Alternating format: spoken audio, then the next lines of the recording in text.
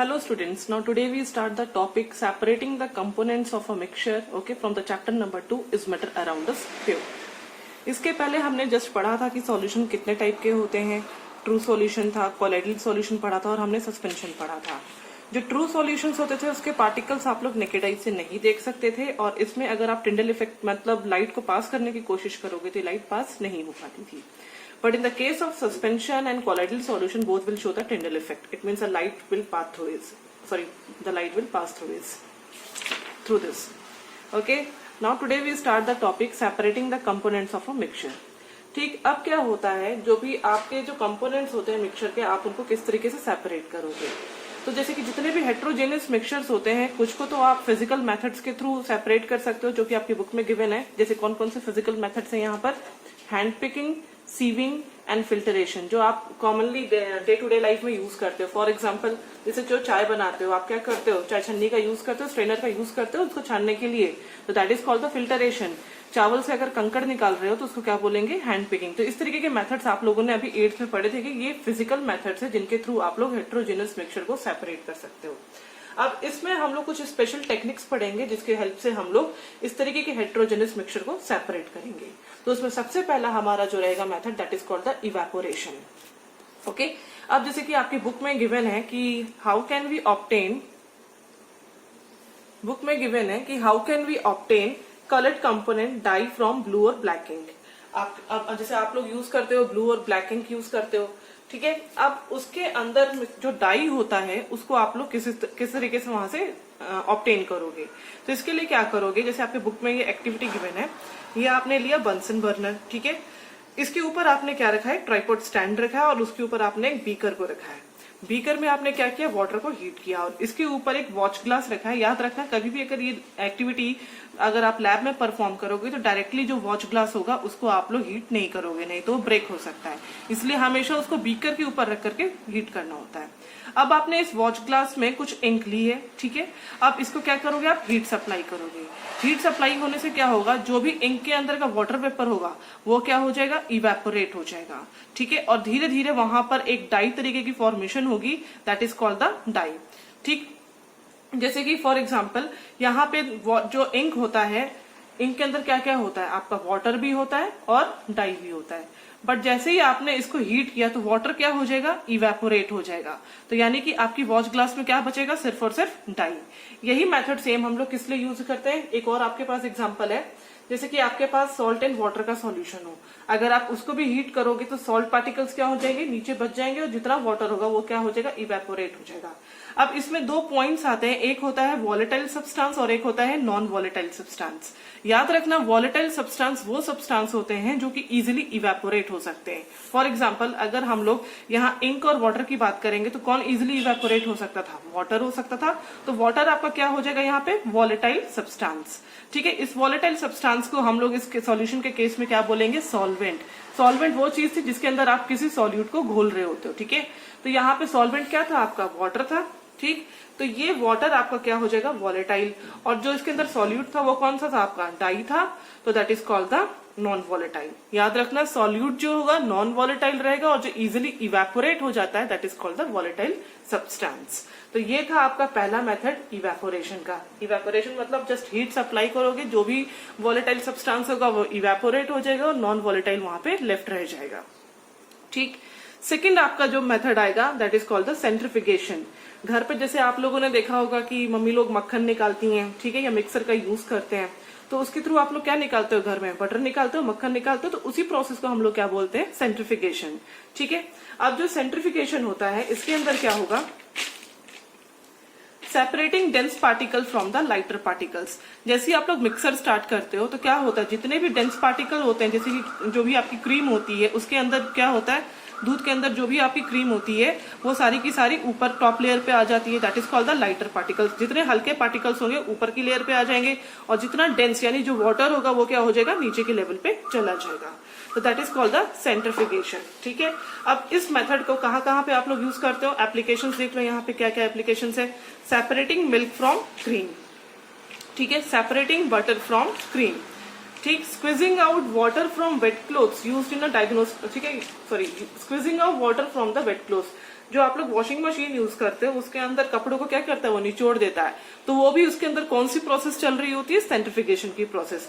इसी तरीके से जो डायग्नोस्टिक सेंटर होते हैं वहां पे ब्लड और यूरिन टेस्ट के लिए भी हम लोग कौन सी एप्लीकेशन को यूज करते हैं, सेंट्रिफिकेशन को। ठीक है, अब उसके बाद जो आपका सेंट्रिफिकेशन होता है इसको आप लोग चर्निंग भी बोलते हो। ठीक है, जो घर पे हम लोग नॉर्मली जो एक नॉर्मल तरीके से मक्खन को निकालते हैं उस प्रोसेस को हम लोग क्या बोलते हैं, मिल्क चर्नर और चर्निंग। ठीक है, milk is put in a centrification machine और a milk churner and the cream separates from the milk.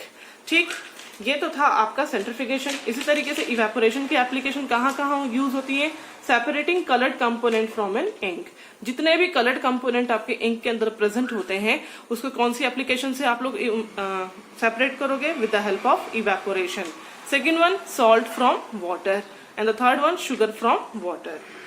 Method था इसका जो हमने अभी पीछे डिस्कस किया था, क्या था, mix some ink into the water and heat it. After some time water will evaporate leaving behind the coloured substance. जो इंक है वाटर के साथ मिक्स करके हीट करोगे और थोड़ी देर बाद जो वाटर होगा वो इवेपोरेट हो जाएगा और कलर्ड सब्सटेंस वहां पे लेफ्ट हो जाएगा, that is called the dye. Okay, so these are the two applications. इसके बाद जो थर्ड हम लोग एप्लीकेशन अब यूज करेंगे वो रहेगी आपकी यूजिंग अ सेपरेटिंग फनल। ठीक है, ये आपको फनल दिख रहा है, इसमें एक पॉइंट लिखा हुआ है, how can we separate a mixture of two immiscible liquids. याद रखना, इमिसिबल लिक्विड का मतलब क्या होता है, वो तरीके के लिक्विड्स होते हैं जो कि आपस में एक दूसरे के साथ इंटरमिक्स नहीं कर सकते हैं। ठीक है, the liquid which can not dissolve in water, या वो लिक्विड जो कि वाटर के अंदर डिसॉल्व नहीं हो सकते हैं, that is called the immiscible liquid. For example, अगर आप लोग ऑयल को वाटर में ऐड करोगे तो क्या ऑयल वाटर के साथ मिक्स हो जाता है, नहीं हो पाता है, वो क्या होता है, ऊपर की लेयर पे फ्लोट करने लगता है। तो इस तरीके के लिक्विड्स क्या होते हैं, आपके इमिसिबल लिक्विड। और इन इमिसिबल लिक्विड को आप लोग सेपरेट करने के लिए क्या करोगे, सेपरेटिंग फनल का यूज करोगे। ठीक है, ये आपका सेपरेटिंग फनल है, देख लो, ये आपका स्टॉप कॉक है। आप देखो, जो वाटर होती है इसकी डेंसिटी हाई होती है तो ये क्या होगा, नीचे की लेयर पे आ जाएगा, और कैरोसिन जो होती है इसकी डेंसिटी वाटर के कंपैरिजन में कम होती है, इसलिए ऊपर की सरफेस पे ये फ्लोट करने लगेगा। आपने इस मिक्सचर को इस सेपरेटिंग फनल में डाला, ठीक, अब उसके बाद धीरे से ये स्टॉप कॉक जो है ओपन करोगे, स्टार्ट करोगे, तो क्या होगा, धीरे धीरे जो वाटर ड्रॉपलेट्स होंगे वो इसके थ्रू क्या होंगे, बाहर की तरफ आउट होने लगेंगे।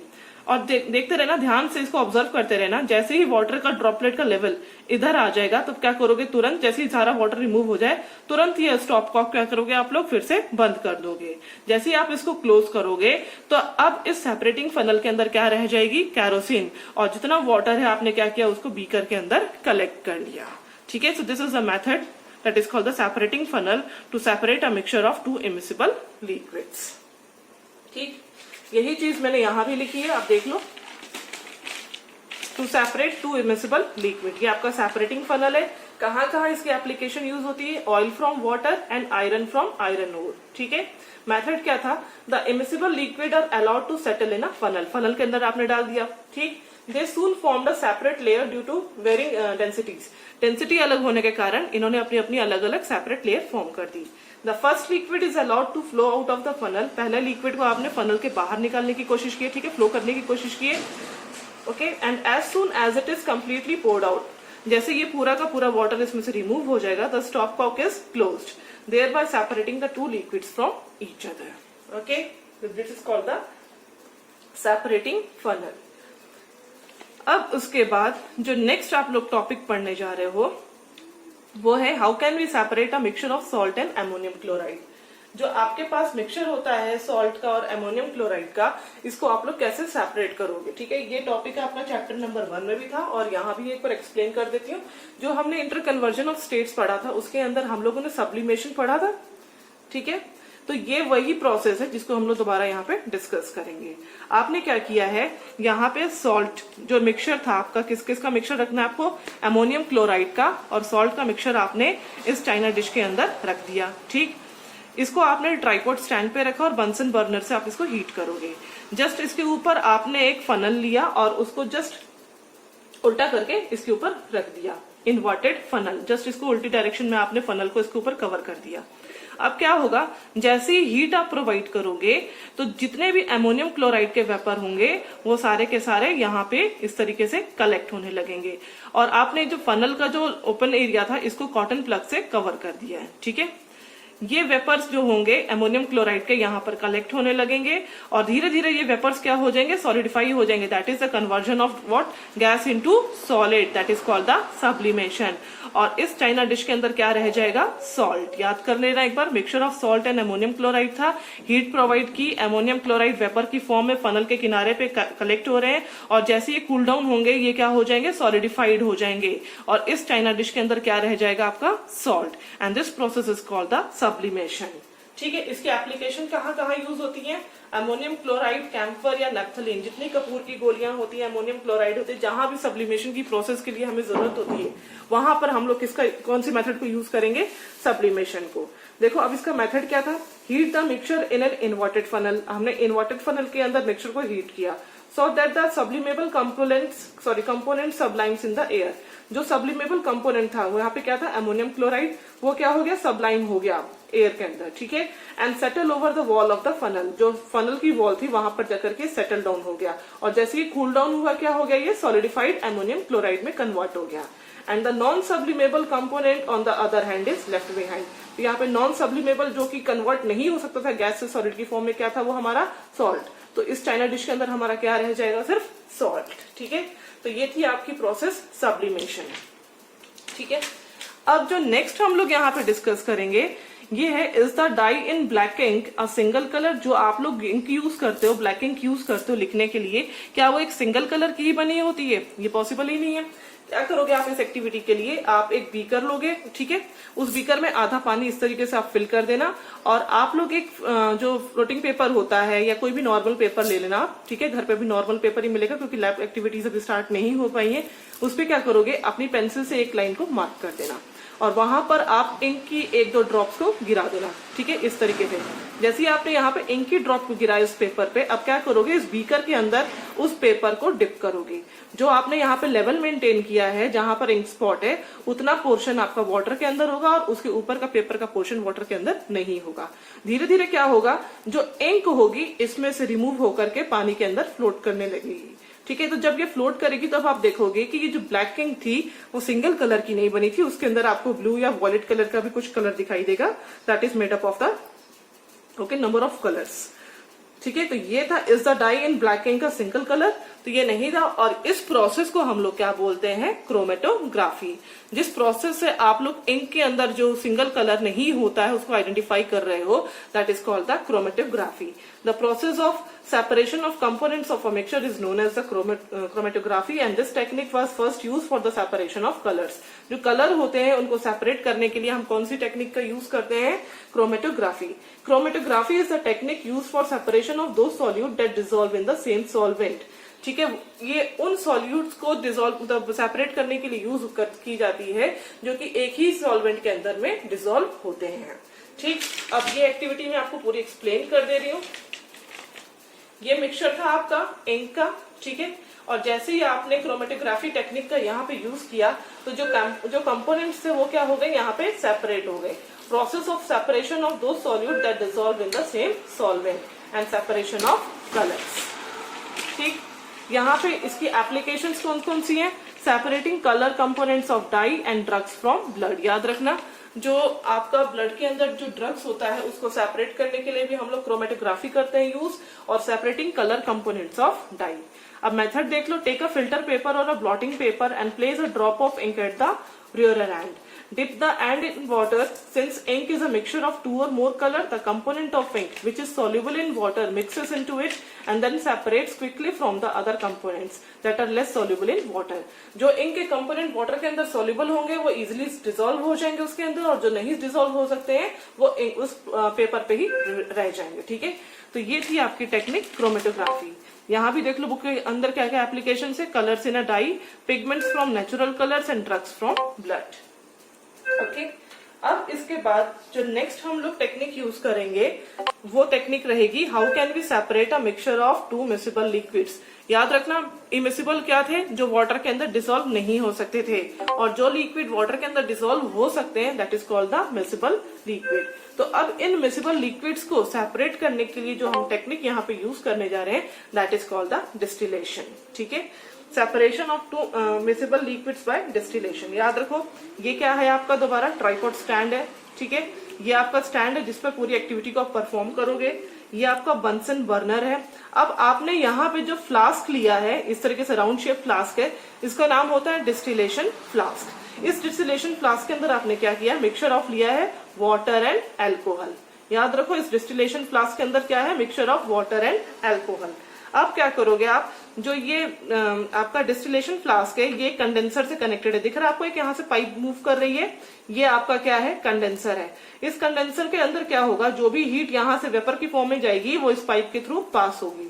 बट ये जो कंडेंसर है ये क्या करेगा, इसको कूल करने की कोशिश करेगा। इसलिए आपने एक यहाँ पे होल रखा है जहां से आप क्या करोगे, कोल्ड वाटर को अंदर एंटर करवाओगे और यहाँ से जो वाटर आउटलेट है उससे वाटर रिमूव हो जाएगा। ठीक है, अब बता रही हूँ इसमें क्या होगा कि ये आपका मिक्सचर था वाटर एंड अल्कोहल का, आपने इसको हीट किया। अब हीट होने पे किसकी डेंसिटी कम होती है, ठीक है, यहाँ पे जैसे ही हीट होने लगेगा तो जो अल्कोहल है वो वेपोराइज होकर के क्या होगा, ऊपर की तरफ मूव करने लगेगा। और जैसे ही वहां पे जाएगा उधर से किधर की तरफ पास होगा, कंडेंसर की तरफ पास होगा। तो ये जो वेपर होंगे जब ये ऊपर की तरफ मूव कर रहे हैं यानी क्या है, इनमें हीट होगी।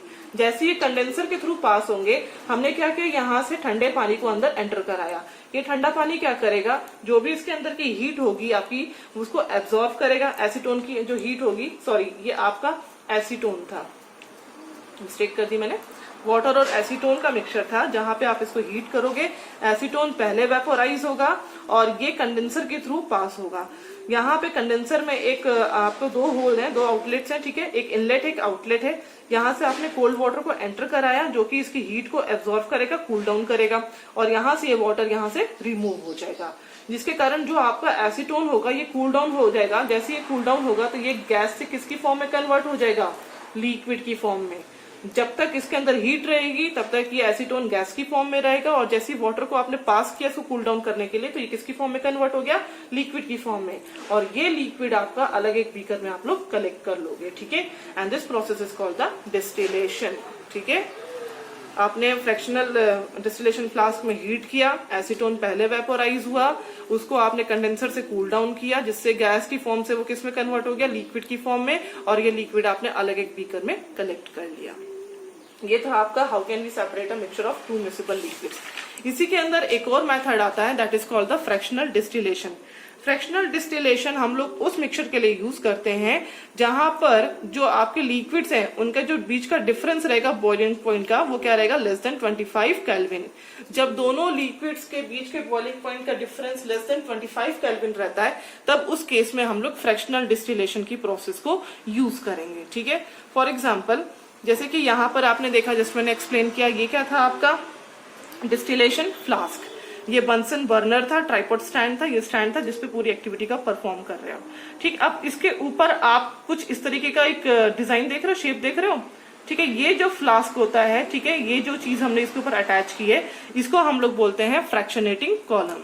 ठीक, इस फ्रैक्शनेटिंग कॉलम के अंदर हमने कुछ ग्लास बीड्स को यूज किया है। ठीक है, कुछ ग्लास के गोले कंचे जो होते हैं उनको हमने यूज किया है। ठीक है, और फिर इस फ्रैक्शनेटिंग कॉलम को हमने किससे कनेक्ट किया है, कंडेंसर से कनेक्ट किया है। अब सेम एक्टिविटी वैसे ही परफॉर्म होगी। यहाँ पर आपने क्या किया है कि आपने मिक्सचर ले लिया दो इस तरीके के लिक्विड्स का जिनके बीच का डिफरेंस क्या होगा, 25 केल्विन से कम होगा बॉइलिंग पॉइंट का। ठीक, अब आप इसको यहाँ पे हीट करोगे। हीट करने से क्या होगा कि एक जो लिक्विड होगा सबसे पहले वेपोराइज होगा। जैसे ये वेपोराइज होके ऊपर फ्रैक्शनेटिंग कॉलम के पास जाएगा तो ये जो आपके ग्लास बीड्स हैं इसको यहीं पे तुरंत कूल कर देंगे। ठीक है, ठंडा कर देंगे। जितनी भी इसकी हीट थी उसको एब्जॉर्ब करते हुए उसको क्या करेंगे, कूल कर देंगे। तो जैसे ही वो कूल होगा तो गैस की फॉर्म से किस में कन्वर्ट हो गया, लिक्विड की फॉर्म में। अब ये लिक्विड जब कंडेंसर से फॉर्म जब पास होगा तो यहाँ से आपने क्या किया, कोल्ड वाटर को पास किया।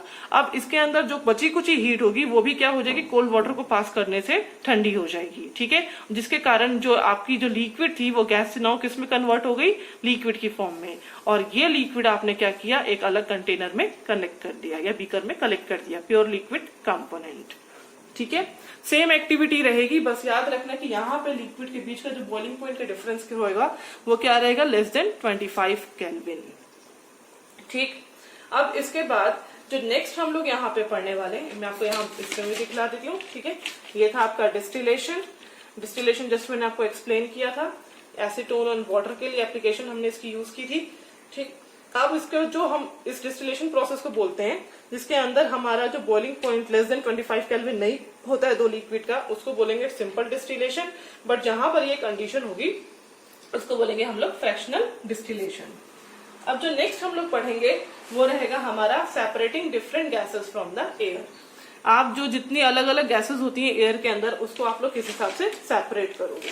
ठीक, अब जैसे कि यहाँ पे टेबल बना होता है कि ये लिखा है गिवन है कि air is a homogeneous mixture, मतलब होमोजीनियस जिसके अंदर इजिली एक दूसरे के साथ सारी गैसेस मिक्स हैं, जिनको आप लोग इजिली सेपरेट नहीं कर सकते हो। तो उसको सेपरेट करने के लिए आप लोग यहाँ पे किसका यूज करोगे, fractional distillation, and can be separated into its components by fractional distillation. ये फ्लो डायग्राम बना हुआ है, इसको देख लो। ये एयर है, होमोजेनियस मिक्सचर है। क्या करोगे, यहाँ पर आप इसको कंप्रेस करोगे और कूल करोगे। कंप्रेस और कूल दो मेथड आपको परफॉर्म करने हैं। और ये मेथड कैसे परफॉर्म करोगे, जब आप इस एयर के अंदर प्रेशर को इंक्रीज कर दोगे और टेम्परेचर को डिक्रीज कर दोगे। याद रखो, जब प्रेशर इंक्रीज होगा और टेम्परेचर डिक्रीज होगा तो जो एयर होगी आपकी कंप्रेस और कूल हो जाएगी। और जैसे ये कंप्रेस और कूल होगी तो ये एयर किस में कन्वर्ट हो जाएगी, लिक्विड एयर में। अब इस लिक्विड एयर को आप क्या करोगे, थोड़ी देर के लिए ऐसे ही रहने दोगे। Allow to warm up slowly in fractional distillation column. इस लिक्विड एयर को धीरे धीरे वार्म होने के लिए आप लोग किसके अंदर छोड़ दोगे, फ्रैक्शनल डिस्टिलेशन कॉलम। और धीरे धीरे उसमें से क्या हो जाएगी, gases get separated at different height. जो अलग अलग हाइट है उस पे गैसेस जो होती है सेपरेट हो जाएंगी। ठीक, अब इसी एक्टिविटी को मैं आपको यहाँ पे दिखा देती हूँ, जो separation of components of air है। आपने फिल्टर के थ्रू इसके अंदर क्या पास किया, एयर को। ठीक है, अब एयर जो है यहाँ पे अंडर प्रेशर है। याद रखना, यहाँ पे प्रेशर क्या होना चाहिए, हाई। जैसे ही आपने प्रेशर को इंक्रीज कर दिया तो एयर क्या हो गई, आपकी हॉट एयर हो गई। अब ये हॉट एयर इसके अंदर नेक्स्ट में पास हो रही है, कुछ इस तरीके का आपको स्पाइरल टाइप की शेप दिख रही है। अब इस स्पाइरल टाइप की शेप से यहाँ पे क्या है, सारी आपकी एयर पास हुई है, यहाँ से जो मूव होके आई है। आपने इस स्पाइरल टाइप की शेप से क्या किया, इसके अंदर फ्रीजिंग कोल्ड वाटर को अंदर एंटर किया। जैसे ही आपने इस स्पाइरल शेप से वाटर को अंदर एंटर किया तो जो हॉट एयर थी वो यहाँ पे क्या हो जाएगी, कूल हो जाएगी। ठीक है, और ये वाटर यहाँ से आपने रिमूव कर दिया। हॉट एयर यहाँ तक आई बट वाटर के पास करने से यहाँ पर ये क्या हो गई, कूल हो गई। तो कूल होने से क्या हो जाएगी, कोल्ड कंप्रेस्ड एयर। अब यहाँ से ये कोल्ड कंप्रेस्ड एयर किसके अंदर गई है, सेपरेटर के अंदर।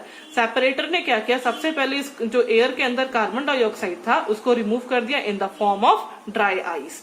अब यानी जब कार्बन डाइऑक्साइड रिमूव हो गया तो इसके अंदर क्या क्या बच गया, नाइट्रोजन बच गया, आर्गन बच गया, ठीक है, ऑक्सीजन बच गया। अब इस सेपरेटर ने इस जो एयर थी CO2 को रिमूव करने के बाद इसको किस पे कन्वर्ट कर दिया, लिक्विड एयर में। और ये लिक्विड एयर आपने किसके अंदर पास की, अब expansion jet, that is the fractional distillation, जहां पे ये धीरे धीरे वार्म होगी।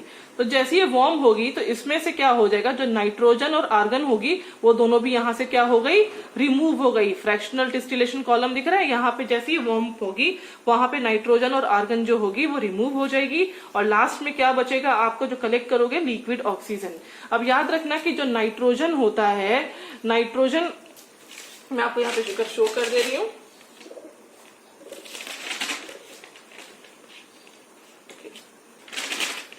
चलो यहाँ पे लिखा नहीं है, मैं बता दे रही हूँ ऐसे आपको कि जो यहाँ पे है, ठीक, जो नाइट्रोजन होता है, नाइट्रोजन का जो बॉइलिंग पॉइंट होता है वो सबसे कम होता है। ठीक है, इसलिए सबसे पहले इसमें से कौन सी गैस रिमूव होगी, नाइट्रोजन।